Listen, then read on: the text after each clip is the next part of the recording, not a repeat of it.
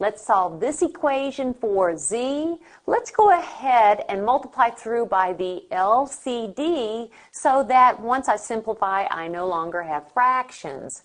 What's the least common denominator with denominators of 9 and 6? That is 18. Now be careful, that means we multiply every single term in this equation, and here's where a common mistake is made. We must multiply this 1 by 18, and then also 18 times 2z plus 1 over 6, and that is a multiplication sign there. So every single term must be multiplied by 18.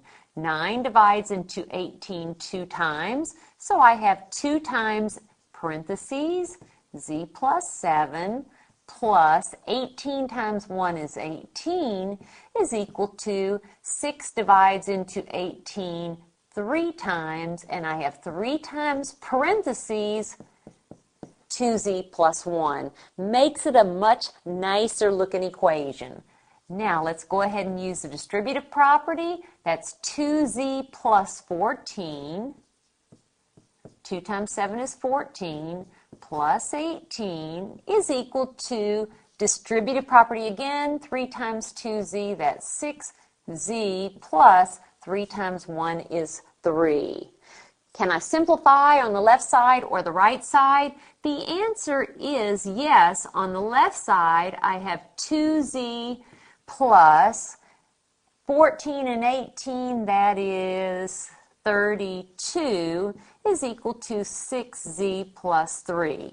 Now, it makes no difference what you do. This is a linear equation. You can move z's to the left, numbers to the right, or z's to the right, numbers to the left. I just have that old habit of moving z's or variables to the left.